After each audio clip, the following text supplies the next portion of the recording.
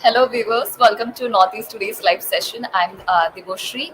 Our guest for the evening is Mathanmi Hungyo. He is the director of NGO based in Manipur, recognized Rise and Empower Association. He was also awarded as and named as the winner of India's COVID Soldier Warriors. So let's give him a very warm welcome to the show.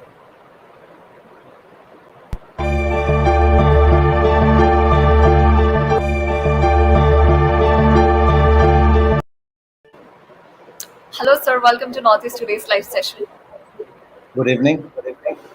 Good evening, sir, and thank you so much for attending our today's session. We are so thankful that you came to our show and took your time out of your schedule. Thank you again for coming to our show tonight. Yeah, thank you for having me here. Yeah, and so before we begin with the question and answer round, we actually make a video on our guest. So would you like to see that first before we head on with the question and Q&A round? Yes, thank you.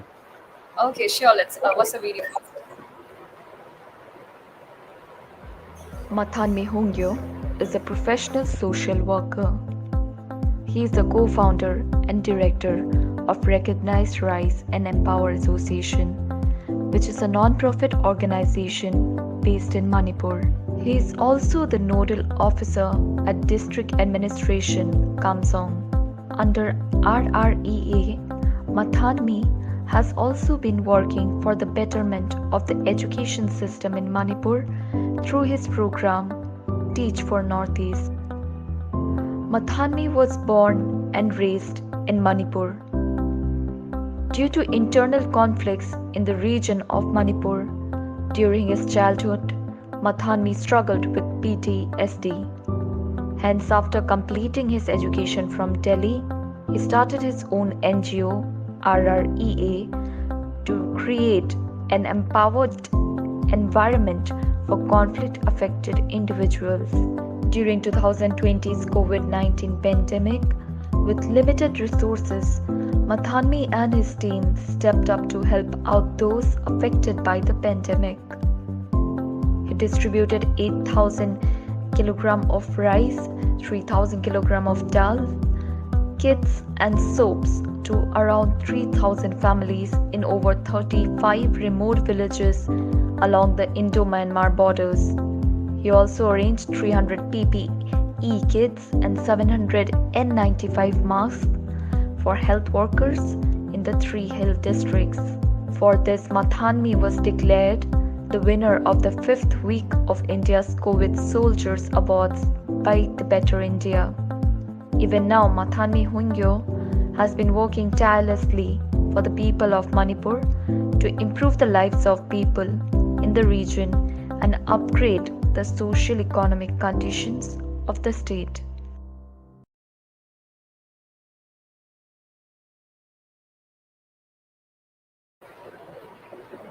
So that was so motivational. Thank you so much for the video. Thank you so much for being here again. And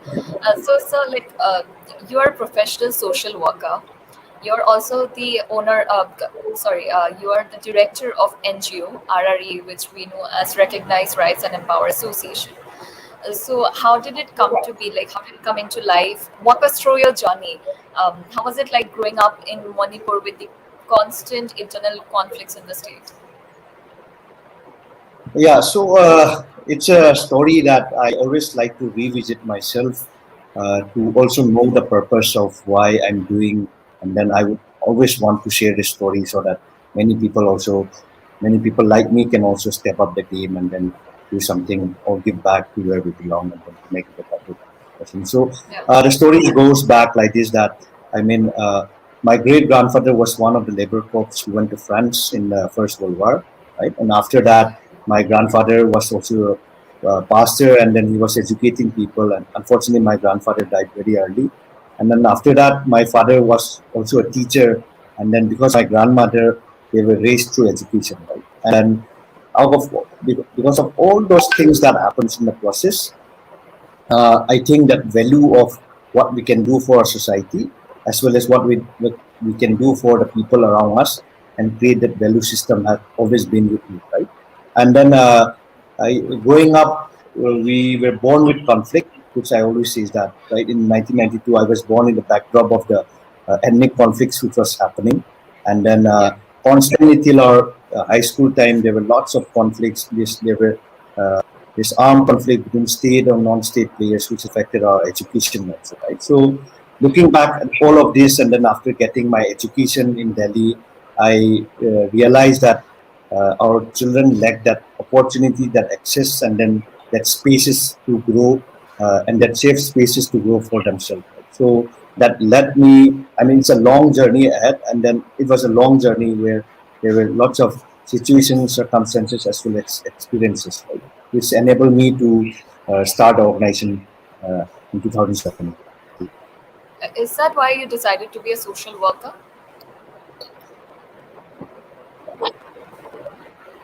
Yeah, that is one of the reasons. But in this process of, I mean, during my school days as well as to my college, as well as the experiences that I had when I was in masters, doing my masters in social work, where I was working with home-based worker, domestic workers, with women groups, right? And then after that, I was in Kashmir also. So that work experience, as well as the possibilities of what a grassroots organizations can do for communities, I think that played a big role in me coming back and then going to set up a grassroots organization. Yeah. Okay. And Recognize, Rise, and Empower Association, your NGO, has been doing so well. So many, it has helped so many children and people during the pandemic. So, tell us about your NGO and what's your aim. What do you want to achieve through this NGO? Yeah, so Recognize, Rise and Empower Association is a non-profit organization which is registered under Ministry of Corporate Affairs, which is a Section 8 company, and then we are based in Imphal.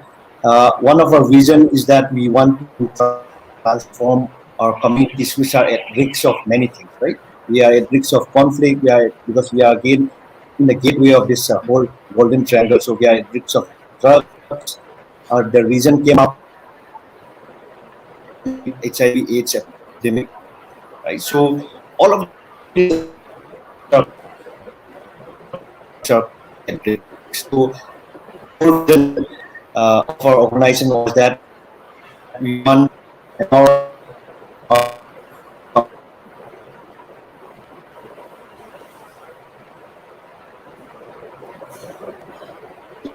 started with health, and then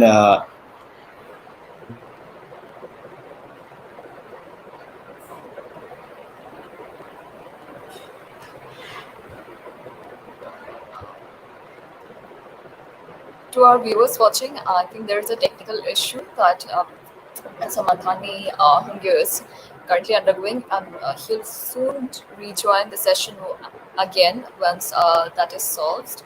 And in meanwhile, I would like to request our technical team to show the pictures that we have collected of Sir Mathanmi and his NGO Recognize, Rise and Empower Association that has provided kin to a lot of people throughout the pandemic in 2020 during the lockdown period.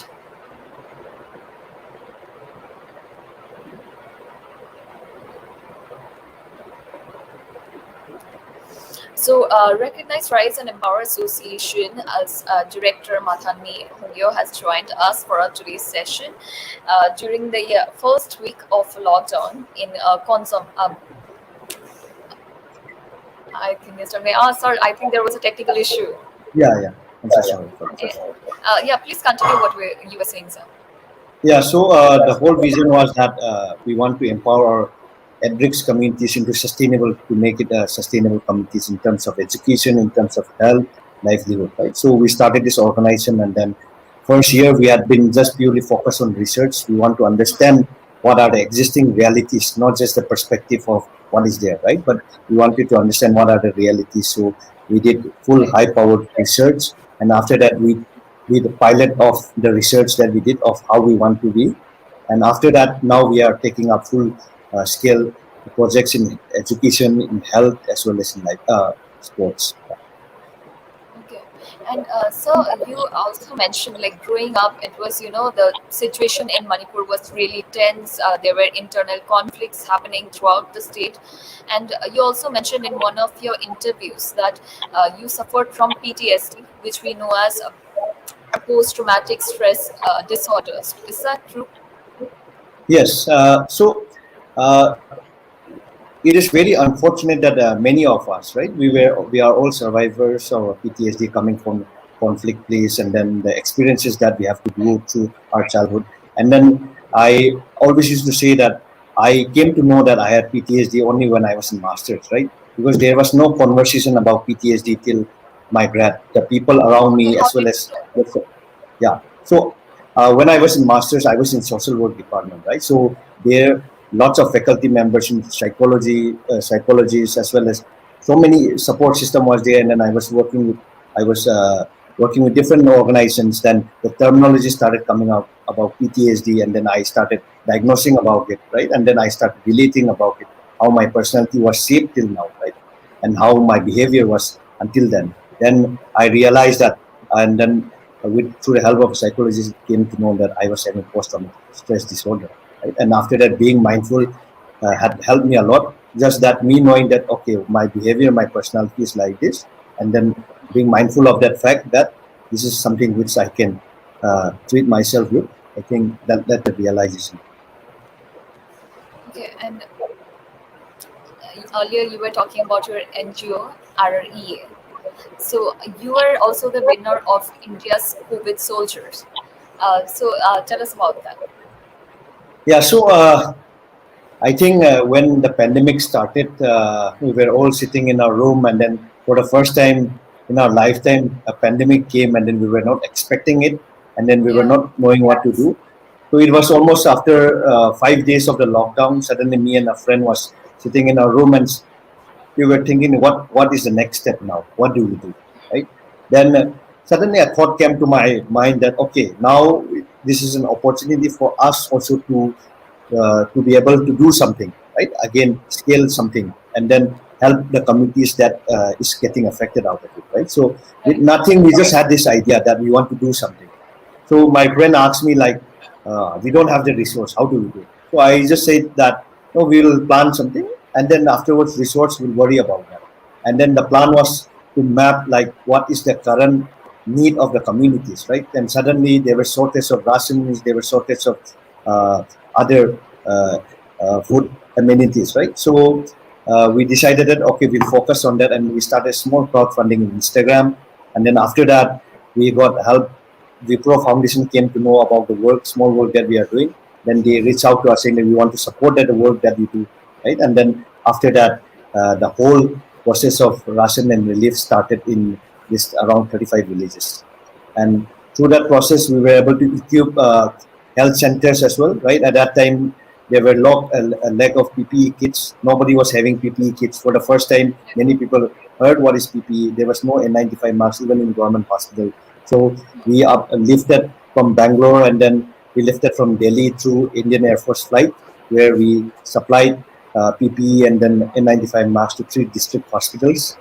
And then we were able to reach around 3,000 families in terms of dry rations and everything. And it was so many volunteers came, and then it was a community effort, right? And then we were able to bring in, through the help of State Department, we were able to bring in around 22,000 migrants from all over the country, where we were running the control room as well, right? So at that time, the district administration had appointed me as a nodal officer. So our team came in together, and then it was a voluntary work that we did. And then for after that, the first wave we went to like that, and Better India nominated me, and then after that they announced me as a winner of the COVID. So did that help with your NGO group? Yes, I mean in terms of outreach, in terms of it's a recognition one gives for the work that we do. So in a from a for a very small organization based in out of Kamjong, it was, and then getting that award. I mean, it was on different level, right? Even for us as an organization, also that people recognize the work that we do in our communities, in spite of the difficult terrain, difficult geography, as well as far away from the mainstream areas. And so we can see a picture on the screen now. Can you talk about this, like where you took this picture and about it a bit? Yes. So after the first wave, we started realizing the second wave came, and then in Northeast it came a little later, and then we realized that now for the second wave, the fatality rate is very high, and then we have to improve our health centers, right? So when we step in for the team step in for the second wave preparation, or the whole district had just 9 oxygen cylinders. We were having just 6 oxygen concentrators, and then the health infrastructure was at its lowest, right? So we thought that we are going to be preparing for the second wave through equipping our health centers. So we started through our network, and then through outreach, we started reaching out for cylinders. We started reaching out for oxygen concentrators. So we were able to bring in 200 plus cylinders through different stakeholders, and then we were able to bring in concentrators, and then we were able to set up a 400 LPM PSA plant in Kamjong for the first time, right? And then after equipping all these needs, we realized that even the district hospital needs a proper operation theatre, right? In times of COVID, we are depending to go to Imphal or Ukul where the proper facilities are there, and the district headquarters doesn't even have an operation theatre. So through the district administration and the local MLA, we set up the operation theatre, and then for the first time, we conducted one of the first major surgery in the history of Kamjong district. It's a new district, and this is the Okay, that's doctors so who did the amazing. first surgery. And Yeah. okay, we have another picture here. Can you talk about that? Yeah, so of all the work that we did in the first wave as well as second wave, they told they told in Better India, they reached out saying that we want to at least give our commendation to you for the work that we did. Right? So they printed my face in the Detol hand wash, and then they gave me a certificate from Detol saying that they really respect the work that we did, and then they're happy about it. Okay, and so you have helped so many families during the pandemic. Like, were there any difficulties that you faced during that time? Yes, it was a challenge for us personally because we were at risk of ourselves getting infected, and then again, we are investing our time, we are investing our resources, and then there were lots of volunteers depending on us. If any one of them gets sick or unfortunately dies, that becomes a Yeah, responsibility of us as well, right? And then we were doing this all on voluntary basis, right? We were not getting paid for the work that we did, right? So not at all. yeah, not at all, Oh right? God. So Okay. everything, the COVID work that we have done, me as a nodal officer also, it's a pro bono basis. Everything that the work that we have done since the first wave till now, including me and my volunteers assisting the district administration, has all been voluntary in service, right? So challenges, I mean, it's difficult because I have to run my organization also. Programs are going on as well as again assist the district administration, and then the team is also we were assisting the district administration, and it's a very difficult district. It's a new district where we don't have human resource as well as infrastructure in us, right? So it was a challenge, but we have navigated and maneuvered, and then we have reached till now. And in the first wave, we were the 100% first district recovered from COVID, and then we didn't have even a single fatality in the first wave. And even Okay, now and in our health, and even now in our health centers, we still have not had any fatalities of COVID. so you have come a long way. Now things are much Yeah. better in Kamsong right now than it was a year back. So, and sir, how is the vaccination drive? Like, are most people of Kamsong vaccinated? No, so this is a challenge that we have.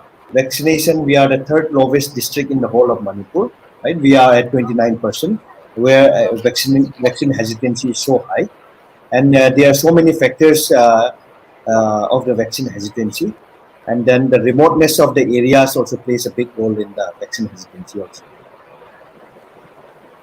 Okay, and so uh, how do you plan to improve the education sector in remote parts of Manipur? Because one of the programs of RREA, that is your NGO, is Teach for Northeast. Am I right? So, Yes. how do you plan to improve the education sector through that? Yeah, so when we first started the research, we realized that our health in our education uh, infrastructure, the domain that is there, especially in the rural setup and especially in the public schools, are very low, right? And then that was something that we needed to address, looking at the remoteness, looking at the underdevelopment that is happening, and then again the communities being at risk, right? So we did a pilot program where it was for 6 months, where we intervene in the school and see that what are the evidences that we create, and then what are the evidences that is there, and what can be the impact of it, right? And 6 months we worked on it, and then there was a research going on, and then after 6 months we got good results, right? Then we finally realized that okay, this is something which we want to do. We want to scale it up, and fortunately for us, we were selected, and we were incubated under Teach for India X, TFIX, and it's an incubator where we plan, and then they help us plan the whole Teach for Northeast program. So Teach for Northeast is a 2-year teaching fellowship, and the vision is that one day every child of our region will have access to quality education, and they will take individual ownership of the region around them, of the place around them, right? So the Teach for Northeast fellowship, the fellows are recruited for 2 years, and after which they are placed in under-resourced government schools, where they work on the classroom outcomes, the academic competencies, the social emotional learning, as well as the fellows going through a leadership journey for themselves, so that they become leaders invested in the education of Northeast, right? So whether they become a minister, they become an IS officer, or whatever field they are, whether it's a development sector, they become invested in the education, quality education of Northeast, right? So we were creating leaders as such also. So the plan is that one day we would be able to transform. We are working towards whole school transformation. So our public schools would be transformed, our teachers' capacities will be built, and then each and every child, and then no child is left behind in getting quality education. Okay, and sir, how has been the what has been the outcome? Are people coming up for this fellowship program? Yes, in our recruitment process, we got around 500 applicants all over the country. We interviewed telephonic interview around 300, and then we had a physical interview of around 70 of them, and finally we selected 7 of them. So it's a very rigorous selection and recruitment process that we did. And now we are working in 3 government schools in 3 subdivisions of Kamjong, and then one school that we have interviewed. When we first started working in the school, there were just 40 students. Right now we have enrollment of 400 plus students. And then in one of the schools that we work, there students are the attendance of the students have improved drastically, and then the results are showing better. Our children are responding much better. So it's in the next 5 to 10 years is something when we are looking at the real outcomes of the program, and then we are so excited about it that in the next 5 years the learning outcomes, as well as the social emotional learning of our kids, as well as how they are as a person also, I think we are very excited, looking forward to that, and the real outcome in the next 5 to 10 years. And sir, do these teachers that you members that you recruit, are they connected with the Kamjong High School? Do they teach there? Yeah. So they are teaching in 3 schools. One is Kamjong High School, one is Kasom Kolen High School, and one is in Pungia Higher Secondary School. Okay, and sir, tell us about this picture that we can see on screen right now. Yeah, so this was during my master's in social work. So I made some of my best friends in college, and that was the last day of college, where there was a photo shoot for all of the passing out master students, and then there was something where we're discussing about how life will be after our masters, where we'll be in different fields. Okay, and sir, you completed your sociology in humanities from Delhi. Okay, yeah, from Delhi universities. Yeah. Delhi University. I mean, so sir, how was the experience studying there? Like going from Imphal, and Delhi is such a mega city. So how was your experience there?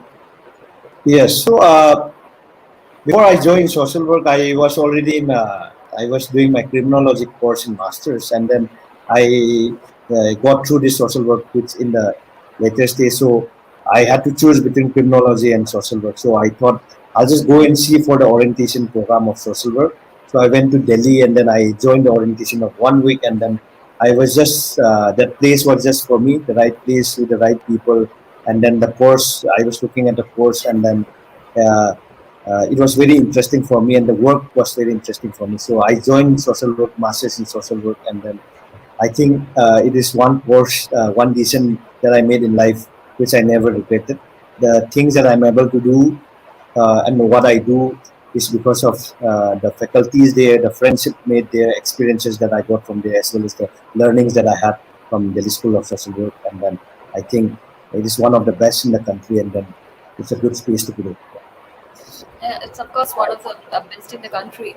So, did you always want to be a social worker, like since you were a child? Like, was it a dream come true since you were a boy?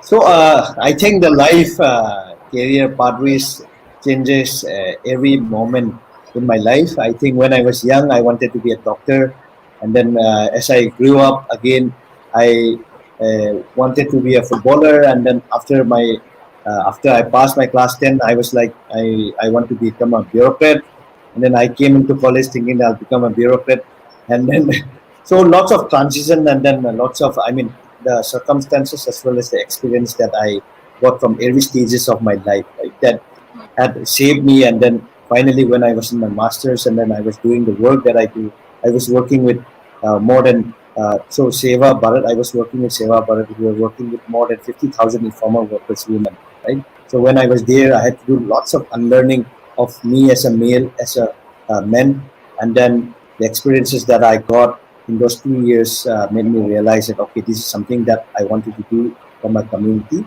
But I think my family, my friends around me had always prepared me to be where I am right now. Yeah. And passing out, since we know Delhi University is one of the best colleges in our country today, and you had the chance to go abroad or to work in other companies outside of Manipur, or be a bureaucrat, anything that you wanted to, but you chose to come back to Manipur to help out the people. So, like, is it how does it feel? Like, was it something you always wanted to do, like stick to your roots? Yeah, so I think one thing that has always stayed back with me since I was young was I talk a lot about the values, right? How my grandparents instilled in me, how my father as well as my siblings, my friends have instilled in me that we always come back to the community, right? And then when I was doing my masters final year, we had every one of my friends had got campus placement, right? Good companies were offering, good organizations were offering good packages, and then everyone was choosing the offers that is there. And then again, I again had the opportunity to go abroad and do my studies, but I packed my bags and came back, and my father was also quite disappointed, saying that why are you back? You had so much of opportunities, right? But I think looking back 4 years down the line, I think my parents, the people around me, as well as my even my faculty members at that time, they were like, why don't you take instead campus placement? But right now, looking back, I think they are all very proud of me, and then even me, the satisfaction that I get for taking that decision and step, I think that has always remained. And then yeah, no regrets. Okay. And like earlier, you mentioned you were a football fan, and you have attracted so many kids in your NGO through sports. So how did you come up with this idea?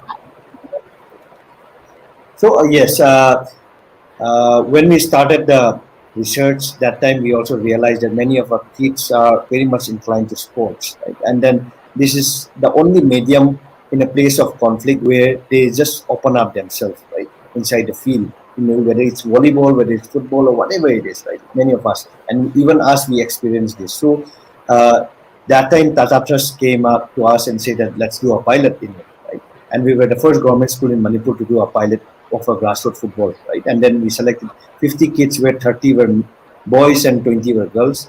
And then the whole intention was not about them becoming football stars or nothing, right? The whole intention was we'll just make them kick the ball, and we'll see what happens, right? So we just gave them the space, and then we had educators, and we just gave them the space for them to express themselves in the field. And what we realized was that this is a very the place where we did that, it was a very sensitive area, right, where many different tribes were there, and these tribes were there. Lots of histories of ethnic conflict was there, right? So in the schools that we work with, these tribes were not talking with each other, right? They were with their own Yeah. groups. But when we started this grassroots football, it was all Yeah, and also intermixed, there is right? a lot of internal tension between these different Yes, yes, communities. yes, yes. Yeah. So when they started playing together, suddenly the group cohesion become like they become best of friends, right? They were teammates. They were like there for each other, and which translated inside the classroom also and outside the classroom also, right? And the changes that we see, I mean, that is what as a communities we want, right? How we want our communities to be, the place around where we live, we want it to be like that. And then we thought that this is something which we can do it in larger scale. So we, in all the schools that we're working up, we formalize sports for social development, a project called Sports for Social Development, where we provide sports educators, where we provide kids. So we provided football kits, we provided volleyball kits, we provided badminton, table tennis, and then we just gave them the space. And then I think they are doing amazing. And then fortunately for us, this FIFA Foundation. Better India did a small story on us, and then FIFA Foundation got to read about that in Zurich, and then they reached out saying that we are so much interested in the work that we do, and then please share us the story. So we did a presentation with FIFA Foundation, and then it has been, uh, to recognize the small work that we did in our communities, even there, and then they saying that how conflict and how tensions can be brought work out through sports. I think, yeah, that was the high point for us. That was so great. You actually united children through sports. What Yes. many people couldn't do, like, because I'm from Manipur myself. I know like the situation how it is. There's always tension between different communities because it's such a diverse state. So many communities, are living there, and children since they are young, there are conflicts because they know what they are taught at home. They are not supposed to be too friendly with kids of other communities. So there's a lot of tension, but then you have united so many children and students through sports, which is a really great initiative. And yes, I did come across your article in Better India. That was so nicely read. And as I read, I found that you distributed 8,000 kg of rice and dals, and you reached out to around 3,000 families during the first week of lockdown. So, you know, uh, what were the people's reaction when they saw you coming out for help when nobody else was? Yeah, the first question that they asked was, "Are you standing for election? We will vote for you." Oh, yeah, Yeah, because yeah, unfortunately for our people, when people gives help or when people gives any support, people think that it's for election or anything. But it was good for a change, and then for us, one very important value that we as an organization followed was that for us, when we distributed, we said that we don't want to post the pictures of distribution or anything on our social media or anywhere. We will just for accountability will be submitting our pictures in the later stages of our relief work after everything was done, right?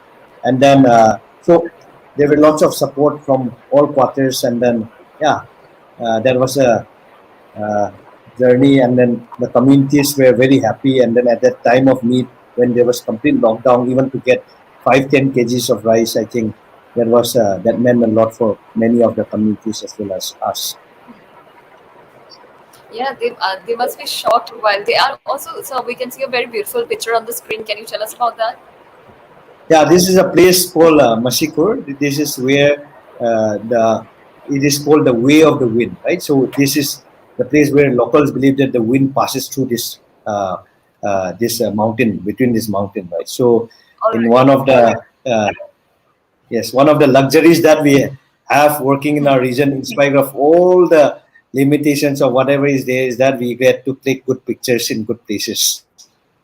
Okay. Yeah. Okay. You were saying this is in Manipur. Yeah, yeah, yeah. This is All right. And so you is this like around the Indo-Myanmar border? yes, yes. It is. Okay, and so like now we know since past 1 year, like things have worsened in Myanmar because of the coup and the military intervention. So have things, what's happening in Myanmar, has it caused any, backlash in Manipur as well? Is this affecting Manipur too? So yes, for us, I mean, we grew up our villages or the places where we come from. I was personal, even me, I come from a village right next to the Myanmar border, right? It is very near to the border, right? So for us, the relations have been before the boundaries had been set, right? Our forefathers had relation with all the villagers of Myanmar, right? Beyond that, beyond the Yeah. boundary. There were barter system, there were exchange of goods, there were exchange of agriculture products, right? And then trade, formal, informal trade had happened for a long time, right? So uh, so relations have always gone on like that, right? So from us, example, we used to take king chilies to the Burma side where they give us rice. So we used to exchange a lot of things, even now, right?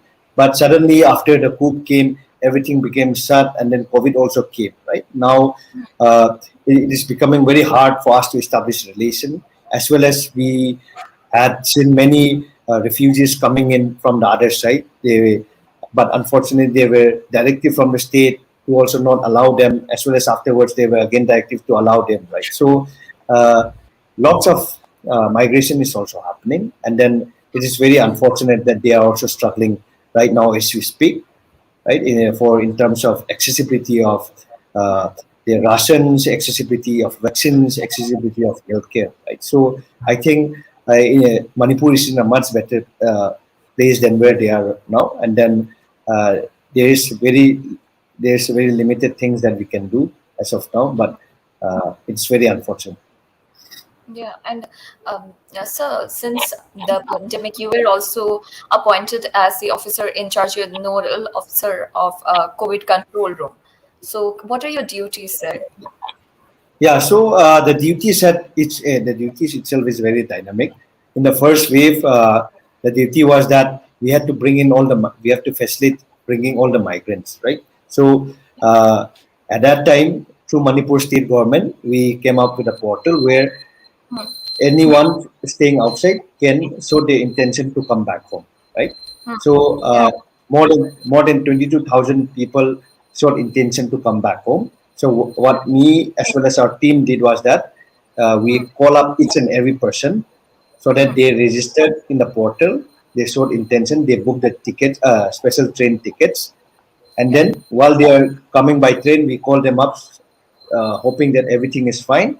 And then until they reach the quarantine center and they are tested and sent back home, it was our responsibility that everything was tracked, right? So some at that point of time, personally for me, I was receiving at least around 2,000 calls per day, right? And then I was calling almost 1,000 calls per day. So our whole team was getting at least 1,000, 2,000 calls per day, facilitating everyone to come back home, right? And then reach safely. So that was the whole role. And then afterwards, we were also looking at what are the needs of the quarantine center, right? And then if anyone is showing symptoms, we were directing them to hospitals, we were directing them to the testing centers, right? So everything was happening like that. And second wave, May it changes again that we were facilitating the resources that were coming in, and then again the whole process of contact tracing, quarantining it, and then making them reach the hospital on time. Right. So everything, even the district administration, the local representative, the communities, the people, we were in the middle, and then we were facilitating everything, all the service that is there. So That's it so was nice. very You're dynamic. doing so much for the people there.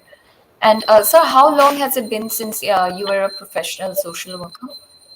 So I mean, after our masters, we are certified as a professional social worker. So that's why we claim to be a professional social worker. So 2000 after 2017, I graduated from DSSW, and then after that, I've been working in this space of social work. Okay, so it has been a long period, of course. So, what Yeah. what would you say is the most rewarding experience of being a social worker? Yeah. So many people think that I mean, it's not wrong that we are doing something for others, that we are in the process of doing things for others. But personally, for me, I think it is a personal satisfaction for me, and then a personal joy for me that I'm able to do the work that I want to do and what I love to do. Right. So every day, day in day out, I'm with my community, as well as, I mean, I'm able to translate the small vision that I have into realities, right? And which I have the liberty and I have the space to do what I want to do and how I envision it to do, right? So I think that is the most satisfying thing, because many a times my contemporaries and peers say that, okay, this is something, even if they are in very high position, they say that I want to do this thing, but I'm not able to do it or translate it, right? Because of so many obligations as well as control. Yeah. But personally, for me, the liberty, the freedom that I have to do what I want to do has been one of the most fulfilling things for me. Okay. And so, would you recommend a social working as a professional career? Yes, I think it is very much needed. What I would say is that, I mean, so what I always tell my friends, contemporaries, as well as younger ones, is that even if you are going to become an IS officer or a politician, right? I think it is so important that we are exposed to the realities around us, right? And then I come from one of my siblings is a bureaucrat, and I have seen how things works, right? So the realities that is there, uh, if we are exposed to it and if we understand the realities, things would have been much more easier. And then I'm not saying that they are not empathetic at all, but I think the understanding of the ground realities and how grassroots communities can work, I think that understanding will be there. Or if not at all, if we are to become, if we are to work in development sector, I think it is a very good course and a very good area to work with. And then there are lots of scope nationally as well as international as well. Yeah. And also, do you want to work with an international platform someday? This is a dilemma. I mean, since day one, this is a dilemma that we have. That, okay, do I? So all of my contemporaries or friends or people around me have suggested me, at least go for your further studies and come back, gain the experiences outside, how the world looks like, as well as again uh, learn from the best, and again come and implement, take a break off, right? Or if not, work in an international organization. And there has been offers also, right? But as I look back, maybe I always have this space where I feel that, okay, this is where I really want to be. And then even if it's a small thing that I'm doing, the satisfaction that I get from here is much more than, okay, I'm going to miss out 1 2 years of my best life if I go out, right? So this moral dilemma is always there, and then I'm not able to commit whatever is in the future. But as time comes with circumstances, I will see. And then I'm not saying that I'm not open to it, but I'll have a look in the future. And someday, maybe someone from a community of someone from anywhere can be leading RREA, right? And I might not Yeah. be there. I might be in an advisory role. So at that time, okay, if I feel that, okay, I want to work in a much larger spaces, then maybe that time I'll take a call. And so you have also talked about how, growing up in an area where there's a constant conflict, it was very difficult for you. You also suffered from PTSD. So how do you think the children who grow up in such conflict, disputed areas, how are they affected? So yes, I think I was very fortunate compared to others, because my family migrated from Ningzhou, the place where I belong, to Imphal. Imphal is at least the capital, so I had better opportunities, right? But as I come back and work in the areas, the region that we are working right now, there are very less opportunities. There is no accessibility. Example, during the whole COVID, we realized how much a digital divide is happening, right? We don't, when people are talking about AI, when people are talking about blockchain, our students were not able to get internet access. Our students are not able to get phone calls. Our students are not able to access even the basic smartphone, right? So the digital divide is huge. And during this time, there were lots of influences. They were at risk of drugs. They were at risk of so many conflicts that is going on, right? So uh, the challenges is huge, and then it is not getting any better, right? And then it is not getting any better what was happening 10 years back. But this is something that we have to work, and then I think it is. We are looking as an organization. We are also looking when we are talking about education. We are looking at the social emotional learning, right? How do we cope so that we have better learning outcomes, or how do we become a better person, right? So we are looking at social emotional learning. Our partners, Labia Foundation, who were part of the happiness curriculum of Delhi, they are our partners, and we are working actively on social emotional learning as well, right? So All right. I think our children should get better accessibility, better opportunities, as well as better education than what we get in the previous years. So that is the hope that we have, that things should also get better. But right now, the condition is as bad as what it was in 10 years back, and the divide is getting bigger and bigger. And so, don't you think the healthcare system needs to improve too? Like when COVID happened, the entire there were many cases in Manipur, to not just Manipur, entire Northeast. There were many cases in Assam and Nagaland, and even according to me, the healthcare system should improve too, and that is something the government should put emphasis on, so that more Yes. people get prepared. Yeah. So many of our yeah. No, sir. Please continue. So many of our citizens, many of our community people has said that COVID has been a blessing in disguise, right? Because suddenly the whole priority had shifted to healthcare, right? Right. Before, for in the hospital, that in the district headquarter hospital, right? There were no proper lights for even in the labor room. There were no proper labor chairs or table there, right? And suddenly, because of COVID, all the focus has been in healthcare, right? And now we are talking about the last mile communities, right? How do we improve the healthcare so that there is less dependency on the cities or the capital region, right? So I think lots of improvement has to be there. I think it doesn't take lots of investment. If there's a political will, I think with a very less amount of money also we can improve the healthcare system like anything. And then it is not that we lack human resource. There are lots of doctors, nurse, right? We just need to uh, give them the space, as well as give them the facilities for them to also go to last mile communities. And I think these days many of the young health workers are also willing to go to last mile communities, which is a very welcoming sign, right? So things should get better from here. It should not go down. Okay. And so I also read in the news that Kamjong is now COVID free, and that it was one of the first three districts to become COVID free. Like there were very fewer cases, fewer to no cases almost. So, and Yeah, it was, yeah, yes, please yeah. continue. So yes, when the first wave came, we were one of the first district to be COVID free. But right now we are still having some active cases, because second wave the vaccine hesitancy is very high, and then we have just 28% of uh, vaccination in the whole district out of 100%. So right now COVID cases are happening, and it's unfortunate that there's so much of rumors, so much of misinformation about the vaccine, and then due to the remoteness of the region also, that we are not able to deliver vaccines to each and everyone. Also, and so Kamjong was recognized as a district in 2016. Am I, if I'm right? Yes, And yes. how far would you say Kamjong has come now?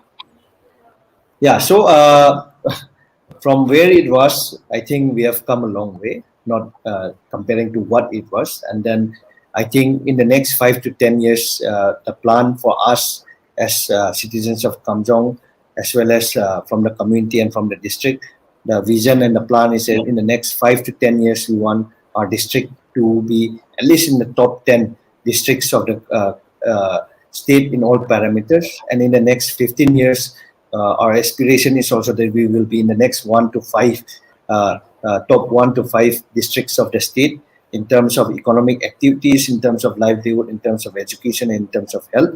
And that is the plan and the vision that we have for the district, and which our organization as well as the different stakeholders are also planning, right? So right now things are getting better, roads are getting built, right? Some roads which has not been built for more than 50 years has been built through Northeastern Council, and then we are getting good roads, we are getting accessibility, but and infrastructures are getting developed, but it's going on at a pace. And then I think it's just been like 4 or 5 years. I think in the next 5 years the pace will be much higher than where we are right now. And so, is there any other issue in Manipur that's affecting the state right now that you want to bring light into? Yeah, so I think the biggest challenge for us is the livelihood opportunities. Okay, not only livelihood opportunities in terms of job security, in terms of jobs, right? Unemployment is very high, and then that's why we see a lot of our youths migrating back, right? So as soon as the first wave was over, right, we had almost around 3 lakhs of migration when the COVID first wave happened in the whole state of Manipur, right? And suddenly now once COVID, the first wave ended, everyone has also gone back, right? So there's huge migration. So if I take the context of, I'll just say the context of Kamjong, we had 90% of our youths are outside of the district, right? And that is a very challenging sign actually, right? That 90% of our youths are outside the district because we don't have any opportunity, livelihood opportunities or the job opportunities there, right? So this is something which we need to work on, and then which we have to work side by side with the government as well. And talking about RREA now, like your NGO, so there are not just this. There are many several NGOs in Manipur right now, but they aren't functional. Many NGOs start up, but we don't see their progress after 1 or 2 years. So why do you think that's the case? I think one of the biggest challenge as development sector non-profits have in the state is not only in the state, in the northeast region, is that there's huge lack of resource, right? Example, there are no CSR funds also, right? And most of the CSR funds that are there for some competitions, even the states are also, the revenue of the states is not at a good pace. So most of the CSR is also being used by the government, right? And then even for non-profits to survive, we don't have much funds and resources, right? And it's very limited. As well as there's a huge gap between the funders outside as well as in the northeast, right? Even if they want to fund also, there's a huge disconnect, right? They are not able to find the right person also. So I think the lack of resources, it's a challenge for non-profits to sustain. And number two, because of the various armed conflict that is going on, there are lots of restriction, there are lots of monitoring as well, and which again is a hiatus. Example, for FCRA, right? Many of the organizations are not able to get FCRA because of so many things that is happening. And again, I think lastly, again, we also have this tendency, we have also have this culture to do a one-time project where we thought that we'll do this and then after that we are not able to sustain ourselves, right? So that is a challenge. So mainly I would say that it's because of lack of resources. But so that's more of the reason to come, no? Like more of it's. I feel like because there is so much potential in Manipur, like there should be more investment and more help from the government side too, so that the industry can boom and there can be more jobs and education and health facilities for children, and the government should help out too in this. Yes, government is also trying really hard, I believe. And then one challenge that we also have, like I was saying, that as a state, Manipur, I won't talk about other states, but as a state, Manipur, also we don't have much revenue as a state. So that is a big challenge. We depend mostly on center and the packages from the center. So that is also a big challenge for us that if we want to do or if we want to set up something, try something, it's because the resources also, even for the government itself also, it's lacking. Right? So there is a challenge in themselves also. But I think it should get better in the next 5 years if law and order situation gets better, and then again if investors starts coming in, right, and then even in the non-profit sector also, because it's opening up now. Okay. And so, like earlier, while talking about when you were providing kin to the people affected during COVID-19, and those were not just families, like normal families, but you helped healthcare workers too. And like you mentioned, when you Yes. first, they thought you were coming for election. So we see an increasing trend. Like there are a lot of social workers who, later in life they take up they take up politics as a professional career. They switch. So why do you think that's the reason, and what's your stand on that? Yeah, so there's a saying, because a lot of friends from different political parties are there, and there's always a saying that they say that politics is a game of possibilities, right?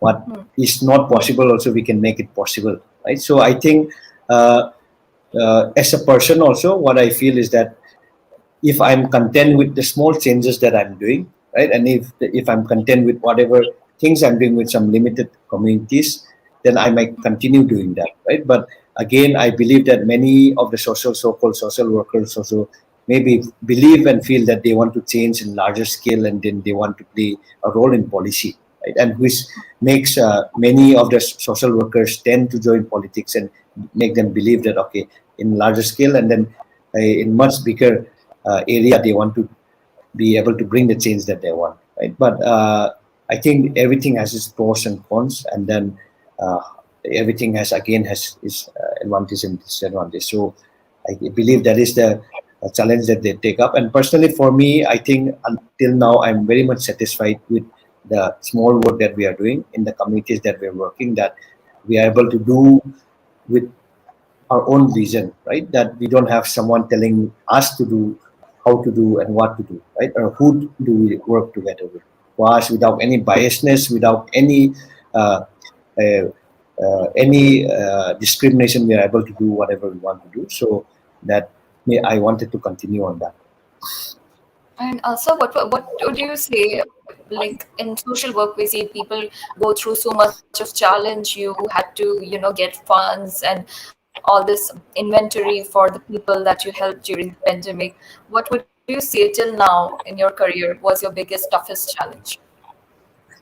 Yeah. So I think personally for me, I think the biggest challenge was when I was almost on the verge of burning out, because the responsibilities were getting very much, right? And then there were lots of challenges, and then it was a pandemic that nobody had expected, and then the Yeah. human resource was too small. No? That was the resources around was too small, but the demand was too high, right? So, example, after the whole, when we were in the first wave, when we were calling up 1,000, 2,000 people, 3 months down the line, I couldn't even sleep. Right, my personal life as well as the life around me was every time it was revolving all about others. So one thing that us as a social work or as a professional, someone working in the public space, I think we have to be very about is about how, what is the limit, and then where is the place where we step back and then again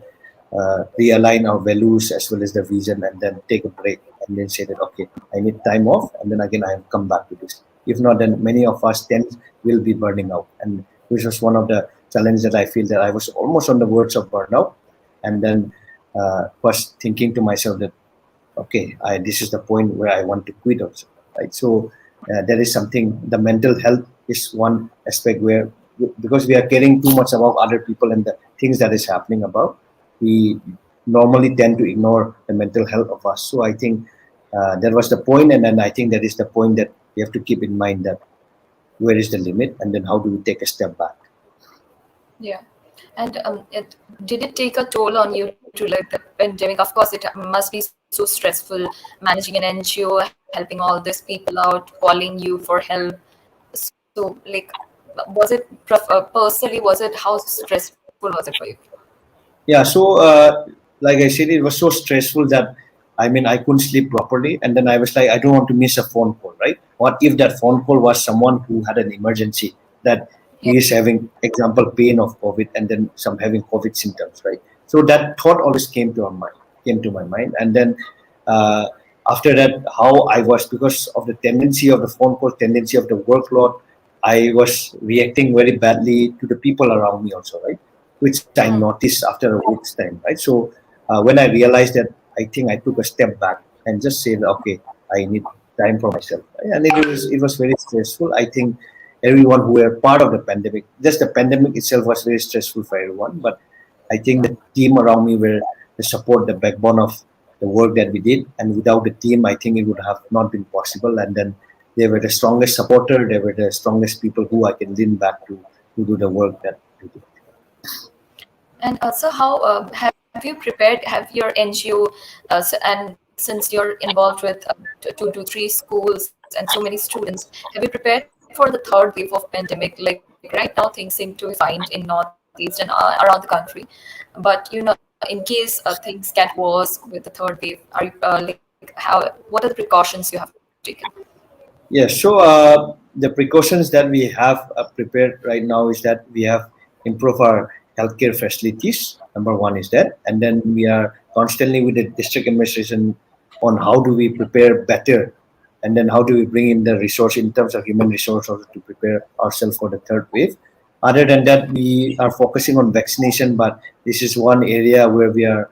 Uh, it's a huge challenge for us because of the huge vaccine hesitancy, because I think without vaccination, how prepared we are, it's gonna be a huge gamble that we are gonna take, and then 70% of the population not taking vaccine is a huge negative thing for us. So that is somewhere where we're working on, and then hopefully in the next 6 months we should be able to cover at least 50% of the vaccination. But that is a challenge that we have because of the terrain, because of the geographical area, and then because of the remoteness as well as the lack of resource.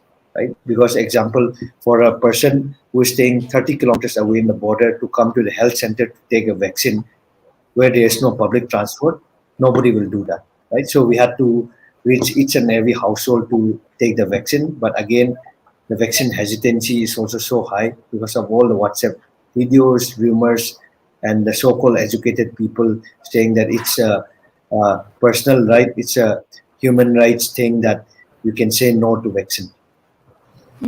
Yeah, but things luckily have improved now. A lot of people around the country, they have been vaccinated, and many people who were affected by COVID, they are soon to be vaccinated. So things are looking better, and you also have done so much. And I really hope that more agencies and the government come up to help your NGO and all children involved with it. So any last messages that you would like to give to our viewers watching us live? Yeah, so one thing that we as a team, we as a community, and I think everyone realized during the pandemic is that how a community can help each other, right? I think the work that we have done till now, without the support of the community, without the support of the individuals all around the country, all around the world, I think we wouldn't have been able to do what we do, as well as keep our communities safe, right? So, example, so many unknown people whom I don't even know contributed in all the work that we did, right? And then they send in money, monetary assistance, they send in kind, so which has allowed us to sustain till now. So I think the power of community, the power of collaborations has been the biggest strength that, and has been the biggest source of resilience that we have seen in the pandemic. I think this value of us as human beings helping each other and collaborating and then being a support system to people, I think this is something that we have to carry forward and we have to contribute.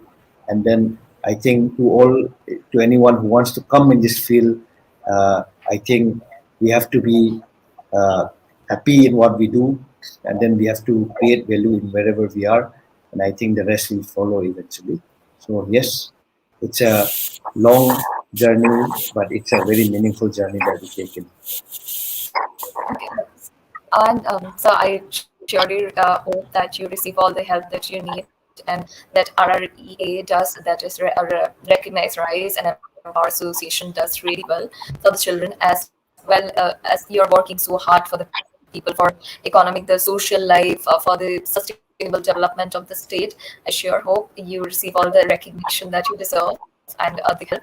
And thank you so for attending our today's session. You have imparted so much knowledge to all our viewers and me watching you, and we'd love to have you on our show again. And thank you, sir. Just keep voicing out your opinion and helping children and people as you are doing. You are pride of the Northeast. Yeah, thank you so much for the opportunity, and have a good night. And Have hope a to good meet night. you So thank you so much for being on the show again. Bye bye, sir. soon. Bye.